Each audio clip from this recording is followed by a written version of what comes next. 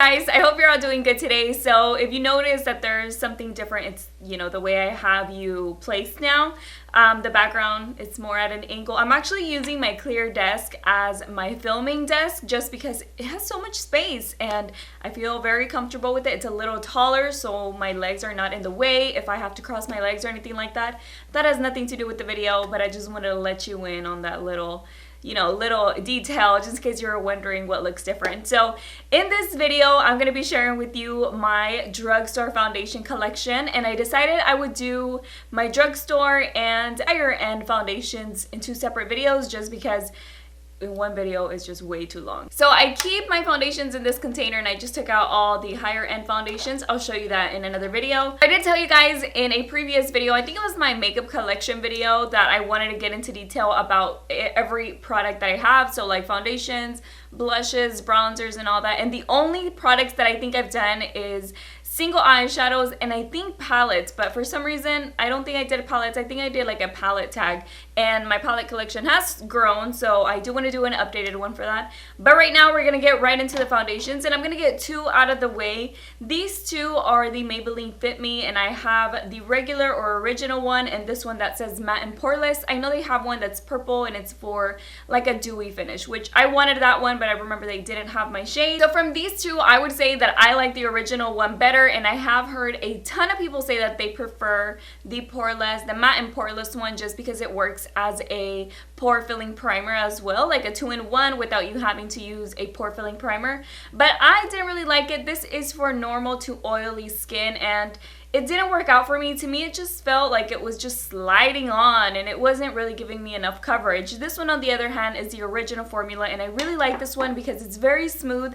It blends in and it looks like an everyday type of makeup. So it's not cakey, it's not thick, it's not anything like that. It just gives that perfect coverage without it being too much or too little. So the next two products are by CoverGirl, and they're pretty much, kind of like sisters. I would call them that. This one is the CoverGirl Outlast Stay Fabulous, and it is the 3-in-1. It's supposed to work as a primer, as a concealer, and as a foundation. This one I really like. I would recommend it if you have dry skin and also if you have oily skin. I feel like it works great. And it does have SPF 20, so like I said, it works for all three. I still use concealer with it and I still use a primer with it, but it is supposed to work for all that. So if you're looking for an all-in-one type of foundation and you don't need that much coverage, I really recommend this one. Now, the reason why I don't really recommend this one is because, in my opinion, in my personal experience, it didn't work as a luminous foundation. So if I'm looking for a luminous foundation or a luminous finish, and I'm not getting it, but that's what it's for, there's no purpose of me really needing it. It's like having this one again. So that's why I don't really like this one. Like, it doesn't do anything for me. So that's just me though. I feel like a lot of the foundations that say luminous skin finish or luminous glow or dewy glow, it just doesn't work out for me. I don't see it. Maybe I'm just expecting something like super dewy and luminous, and it just, I don't know. Maybe my skin is just weird, maybe it's too dry and it just doesn't work out, but that one, it did not work out for me. I'm wearing this very loose shirt and I feel like it's just moving around and I'm like, I don't know, swimming in it. Okay, so this next foundation was a favorite of mine for a long time, especially in the summertime. This one is the Super Stay Makeup 24 Hour. This one is by Maybelline, and it doesn't have a pump, just so you know, but it is very affordable. And what I love about this product is that it is super soft and creamy, and it just melts right into your skin, and it looks like a second layer of skin. You know what I mean? It's just like the perfect coverage without it being too much, pretty much like the Maybelline Fit Me. But this one, I don't know, it just gave me a better finish. It looks so soft and nice and wearable, and I've worn it right now with my dry skin and it works fine. So this next one is a very nice foundation, but I'm not a fan. I don't know why. It's not super great. This is by Rimmel and it is called Lasting Finish 25 Hour. Although it is very comfortable, it's very easy to wear, it's very light. And it does say that it's full coverage, but I don't know, it just wasn't for me. It just didn't work out for me that much. And it is by Rimmel. It doesn't have a pump, but it's super, super affordable. And I gotta say, I love Rimmel. Like, Rimmel is one of those brands that I really like.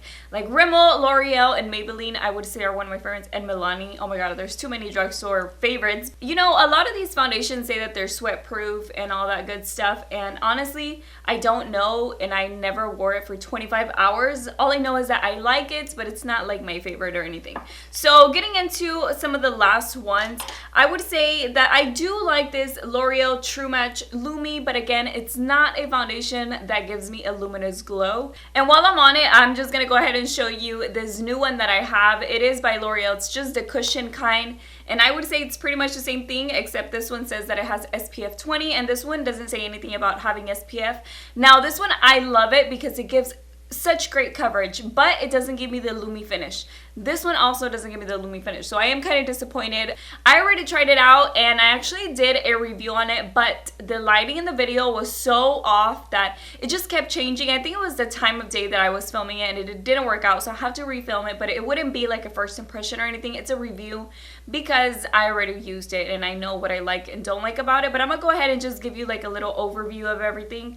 It doesn't have a LUMI finish for me, and I got it in the color N2. I do think that it's too light, but it is very lightweight. It does give a nice coverage. It just doesn't give me a LUMI finish. If you have tried any of these foundations that I'm saying that don't have LUMI finish or a luminous glow or whatever you want to call it, let me know in the comment section if those things or if these type of products work out for you with a dewy finish or a LUMI finish, because they don't do that to me. These last two foundations are my go-to. These are the ones that have not failed me, that I am so in love with, and I'm gonna go ahead and get those out of the way. Well, actually, let me go ahead and show you this one.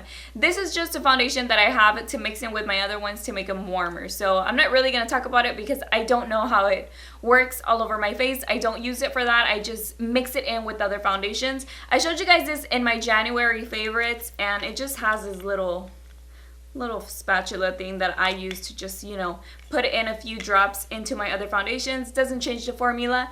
And I didn't tell you guys, but it doesn't have a sticker on it, so I don't know the brand. Whenever I was buying it at Walgreens or picking it out, I saw the other ones, you know, and I just chose my shade, and I chose this one without realizing this one did not have a sticker, so I don't even remember the brand of it, but you can find it out at Walgreens. That's where I got mine from. So getting on to the last two foundations, these two are my favorite. This one's the one that I'm wearing right now in combination with a few drops of this one.